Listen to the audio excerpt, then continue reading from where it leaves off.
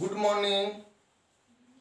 आज हम लोग अध्याय 12 पढ़ेंगे। शीर्षक होगा मन की आंख।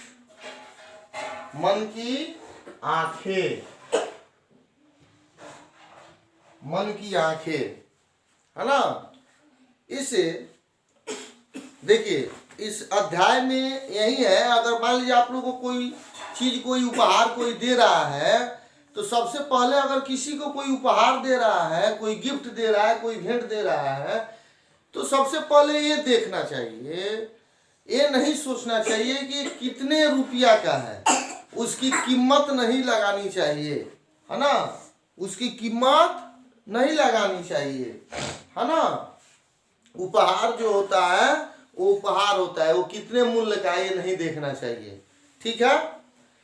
यह देखना चाहिए कि वह आपको, है ना, कितने प्यार से वो आपको, वह उपहार जो है आपको कितने प्यार के साथ, कितने स्नेह के साथ जो है यह उपहार आपको दे रहा है। यही चीज इस अध्याय में हम लोग को पढ़ना है। तो हम लोग शुरू करते हैं। आप लोग अपने अपने बुक में ध्यान देंगे। महात्मा बुद्ध को कौन नहीं जानता? महात्मा बुद्ध को आप सभी लोग जानते हैं, हम लोग भी जानते हैं, सभी लोग जानते हैं। उनको कौन नहीं जानता है? उनको सभी लोग जानते हैं, महात्मा बुद्ध को, है ना। वह अधिकतर जो है, महात्मा बुद्ध जो थे, वो अधिकतर जंगलों में, है ना, या प्राकृतिक स्थानों पर जाकर ही उपदेश देते थे, है ना। वे जंगलों में जाते थे जहां भगवान के द्वारा जो प्रकृति स्थल था बनाया हुआ, है ना, वहीं पे जा करके और लोगों को उपदेश देते थे, यानी ज्ञान, शिक्षा, ज्ञान देते थे वृक्ष के नीचे बैठ करके। एक बार वह मगध में थे, जहां वह वहां से जाने लगे तो मगध के अधिकांश जनता के साथ मगध नरेश भी उनको विदाई देने के लिए आए थे। जब वो एक बार मगध देश में वो थे, मगध से जब वो जाने लगे तो मगध के राजा और वहां की प्रजा जो थी, सभी लोग आकर के उनको उपहार देने के लिए आए, पहुंचे। महात्मा बुद्ध एक बट वृक्ष के नीचे जो थे, एक वृक्ष के नीचे जो थे बैठे हुए, उस पे आप आजकल देखते हैं ना, प्रत्येक हर एक जगह जो है, जहां जहां बरगद का पेड़ है, बट वृक्ष का पेड़ है, या पीपल का पेड़ है, वहां पे चबूतरा बनाया हुआ है। उसी चबूतरा पर जो थे वो बैठे थे। भक्त लोग भेंट लेकर आते और रख कर चले जाते, है ना। वहां रख देते थे और रख करके चले जाते थे, ठीक। महात्मा बुद्ध शांत चित्त में बैठे हुए, मुस्कुराते हुए सबको देख रहे थे, है ना। शांत मन से, एकदम मन में को शांत एकाग्र करके महात्मा बुद्ध बैठे थे और सबको देख रहे थे। मगध नरेश बिंबसार कीमती उपहार लेकर पधारे। मगध के अन्य अमीर लोग भी अपने उपहार लेकर आए। मगध के जो राजा थे, नरेश जो थे, वो बहुत ही, बिंबसार जो थे, बहुत ही कीमती उपहार लेकर के आए, है ना।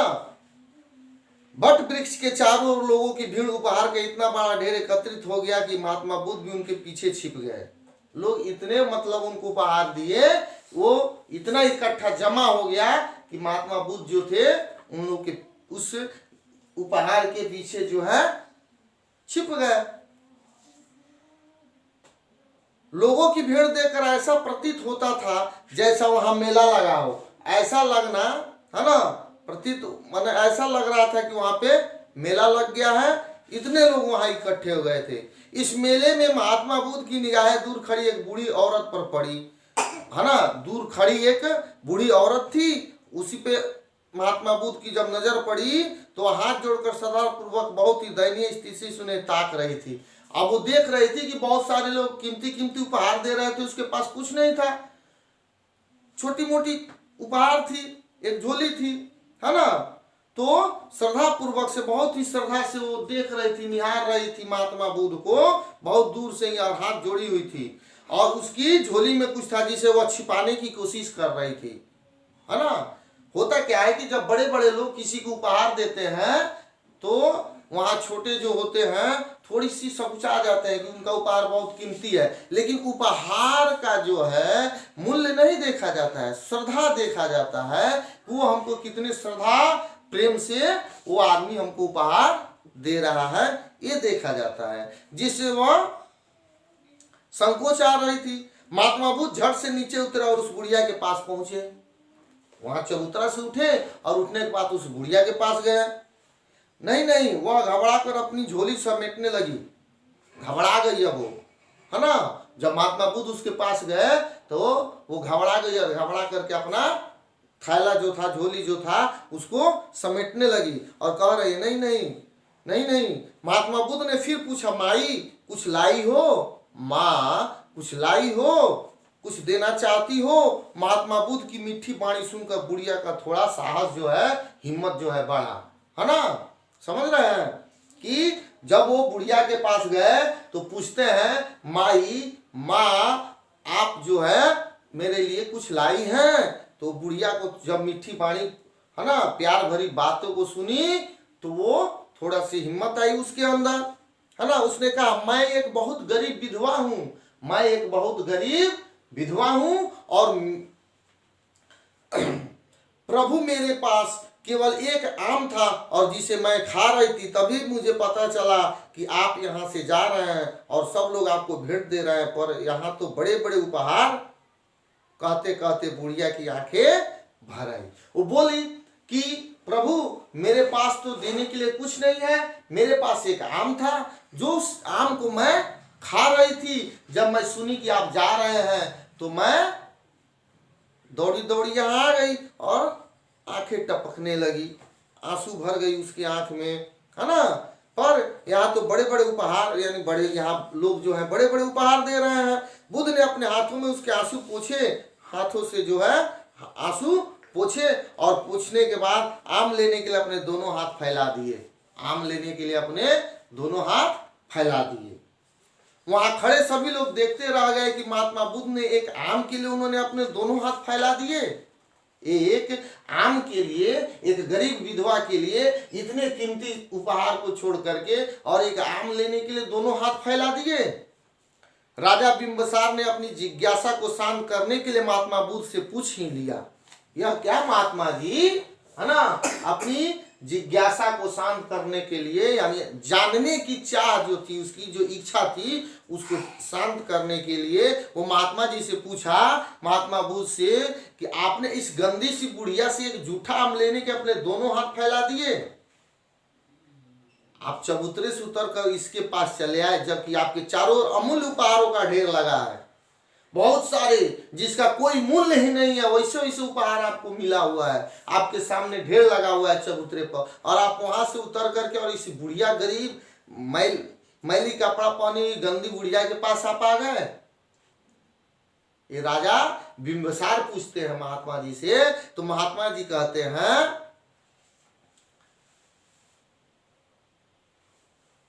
आप इस नरेश कह रहे हैं बिंबिसार कि आप इस आम को ऐसे संभाल रहे हैं, ऐसे ले रहे हैं जैसे कोई बहुमूल्य वस्तु है। महात्मा बुद्ध ने बूढ़ी औरत को मुस्कुरा करके आशीर्वाद दिया, हंसा, आशीर्वाद दिया। फिर राजा बिंबिसार से बोले, अब महात्मा बुद्ध राजा से बोलते हैं, राजन, इस बात को समझने के लिए मन की आंखें चाहिए, जिस प्रकार ये आंख है उससे हम लोग देखते हैं, वही मन की आंख भी होनी चाहिए। आप सब लोग मुझे अपनी संपत्ति का थोड़ा सा अंश देने आए, आप लोग अपने संपत्ति का थोड़ा सा अंश देने आए, जबकि बुढ़िया की कुल संपत्ति यह एक आम है, इसके पास कुछ नहीं है। कुल संपत्ति यानी पूरी संपत्ति एक आम है, और आप लोग के पास जो संपत्ति है उसका एक अंश आप लोग हमको देने आए हैं, लेकिन इस बुढ़िया के पास जो है कोई संपत्ति नहीं है, आम इसके लिए बहुत बड़ी संपत्ति है, और ये कुल संपत्ति लेकर के मेरे पास आ गई और जिससे वो मुझे भेंट देने के लिए लाई। अब आप ही बताइए कि कौन सा उपहार बहुमूल्य है, आपका या उस बूढ़ी आम का। देखिए, इससे भी बड़ी बात यह है कि जितनी श्रद्धा और प्रेम मैंने उसकी आंखों में देखा, मैं अपने लिए जितनी श्रद्धा भक्ति प्रेम प्यार जो है अपनी आंखों में देखा है ना, उसी प्रकार से जो है औरों के आंख में नहीं देखा। सभी लोग उपहार ला रहे हैं, लेकिन वैसा प्रेम श्रद्धा जो है, प्यार जो है, किसी के आंखों में मैंने नहीं देखा। ठीक है, उपहार देने वाले को श्रद्धा देखी जाती है, उसकी कीमत नहीं देखी जाती है, श्रद्धा देखी जाती है। इसलिए है ना, न कि उपहार की कीमत। महात्मा बुद्ध की बातें सुनकर सभी निरुत्तर हो गए, शांत हो गए। अब किसी के पास कोई उत्तर नहीं था, सभी लोग चुप्पी साध लिए। उन सब की समझ में उस आम की कीमत आ गई थी कि इस आम की क्या कीमत है। तो आप लोग भी समझ गए होंगे, कोई भी उपहार देता है तो सबसे पहले उसकी श्रद्धा को देखा जाता है कि उसके अंदर क्या श्रद्धा है, वो हमको कितने श्रद्धा से दे रहा है। उसकी कीमत हम लोग को नहीं देखनी चाहिए, है ना। सबसे बुरी एक आदत होती है कि कोई उपहार कोई देता है तो कहता है कि ये कितनी है, कितने बहुत होगा, इतना का होगा। नहीं, सबसे पहले उसके प्यार को देखिए कि वो कितने श्रद्धा, कितने भक्ति, कितने प्रेम से वो हमको उपहार देता है ना। तो जब मन की आंखों से, हृदय से जब दूसरे के देखेंगे, सच्ची हृदय मीठी वाणी जब बोलेंगे तो दूसरे का भी हृदय को भी सुकून पहुंचेगा। इसलिए यही इस अध्याय के माध्यम से बताया गया है, समझाया गया है। इसको आप लोग एक बार फिर से जहां समझ में नहीं आई हो वो पूछ लेंगे, और कठिन शब्द जो है उसको हमने लिख दिया है, इसको आप लोग अपने नोटबुक में नोट कर लेंगे। ठीक है, धन्यवाद।